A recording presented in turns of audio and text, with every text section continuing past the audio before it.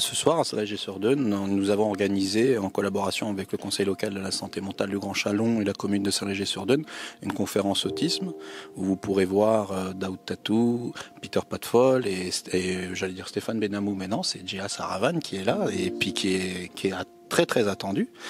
Et puis voilà, en fait, cette conférence, on l'a fait pour les familles et je suis content qu'elle se fasse enfin parce qu'elle était prévue il y a 2 ans en arrière, mais avec le Covid, on a dû l'annuler.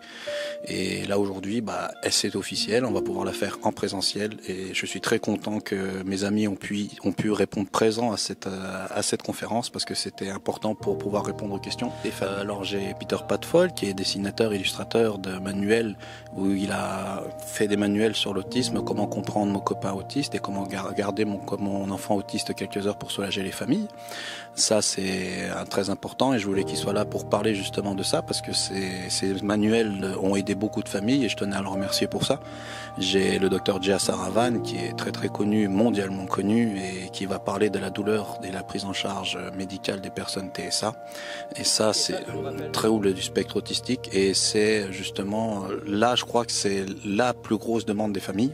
C'est une des plus grosses demandes parce que dans le département, on a encore beaucoup de mal pour les prises en charge médicales des personnes atteintes de troubles du spectre autistique. Moi, je dis TSA parce que c'est le terme qu'on donne, mais moi, je dis que mon fils, il est autiste et puis voilà, on doit apprendre à vivre justement avec notre enfant qui est atteint d'un handicap qu'il va avoir toute sa vie. Et ça, c'est pas encore facile à le faire comprendre aux personnes qui sont autour de nous. Et puis voilà. Et puis le dernier intervenant, c'est Monsieur Daoud Tatou, qui travaille au Silence des Justes, qui a inspiré le film Hors Normes, qui va pouvoir répondre aux questions des familles sur la prise en charge des personnes adultes en centre, comme il fait actuellement au Silence des Justes. Et il va parler aussi du film, pourquoi il a été fait. Et voilà. Moi, je suis le papa d'un enfant autiste sévère qui s'appelle Pierre. Je me suis engagé dans l'autisme justement pour faire comprendre cet handicap auprès des personnes qu'on croise, qu'on se croise dans la rue, auprès des entreprises. Aujourd'hui, l'autisme, on en parle de plus en plus. Le film Hors Normes a fait qu'on en parle encore plus. On parlait beaucoup de l'Asperger, pas beaucoup du sévère. Là, on parle du sévère grâce au film Hors Normes.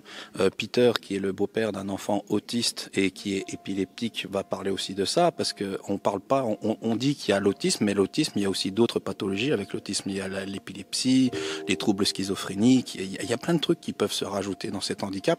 Et ça, on le voit pas parce que les familles, les personnes, quand ils voient un enfant faire une crise de nerfs dans un magasin, ils se disent que le gamin, il est mal poli, ou il a mal été éduqué, ou c'est parce que les parents ils s'aident pas, ou ils ont pas été assez sévère avec lui, mais quand on dit bizarrement, moi ça m'est arrivé plusieurs fois au magasin, Pierre fait une crise, quand je leur dis non mais il est pas en train de faire une crise de nerfs parce que je lui ai refusé quelque chose, c'est parce qu'il est autiste. Là, bizarrement, les gens, ils vous regardent d'un autre œil. Ils commencent à comprendre qu'il a un handicap et c'est un handicap qui est invisible. Et ça, le faire comprendre aux personnes qui n'ont pas cette vie-là, moi, je me suis engagé là-dedans. Pour ça, on m'a beaucoup reproché que j'utilisais mon fils pour me mettre en avant. Non, je n'utilise pas mon fils pour me mettre en avant. Moi, ce que je fais, c'est que je veux faire comprendre l'autisme. Je veux essayer d'aider les familles. J'en ai aidé plusieurs, dont une que vous avez interviewée, on a eu du mal, mais on a sorti Valentin quand même de psychiatrie. C'est pas rien quoi. Avec Daoud Tatou, avec Djéa, j'ai dû les contacter. Ça c'est pareil. Il y a beaucoup de choses en fait encore qui doivent avancer. Et c'est pour ça aussi que pendant la conférence, j'ai invité des associations du département et même extérieures du département, parce qu'il y a une association de Côte d'Or qui est là, qui est Respire Bourgogne. Vous avez le Jardin des Sept Sens, et puis vous avez l'Alliance Handicap Autisme que vous avez vu à la journée départementale, enfin la journée mondiale de l'autisme à Châtenois-le-Royal. Et vous avez une nouvelle association qui s'appelle Le Phare, qui est en train de se monter à Montsolimine. Et cette association, elle est gérée par Saïda Chaoub.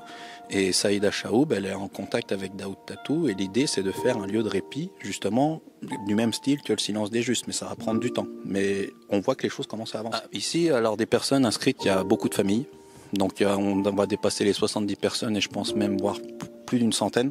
Il y a 2 ans, on était à 200 personnes avec les professionnels de santé, mais malheureusement, j'ai pas mal de professionnels de santé qui n'ont pas renouvelé l'invitation parce que c'était pas pendant leurs horaires de travail, et c'est ce que je trouve dommage, parce que pour moi, les professionnels de santé, ils ont besoin d'être sensibilisés aussi. Et puis l'avantage d'avoir un médecin renommé comme Djia, d'avoir une personne comme Peter et d'avoir une autre personne comme Daoud pour présenter l'autisme, eux qui sont dedans depuis des années, moi qui y suis et commence à y être depuis des années aussi. Voilà quoi. L'idée, moi, cette conférence, c'était vraiment pour les familles. Donc c'est des familles qui seront présentes. Et voilà. Et puis justement pour ce soir, je vais remettre le prix que j'ai eu par le département en mars. À ma maman, elle est pas au courant. Elle sera là ce soir, ma maman, et je vais lui remettre le prix déjà parce que si je me suis investi dans le handicap, c'est beaucoup grâce à ma femme, donc grâce à Angélique, qui m'a beaucoup soutenu, mais aussi grâce à ma mère parce que c'est ma mère qui m'a éduqué, qui m'a dit qu'il fallait jamais baisser les bras quand il nous arrivait quelque chose. Et voilà. Et pour la remercier, je vais lui remettre le prix du département que j'ai reçu au mois de mars. Voilà.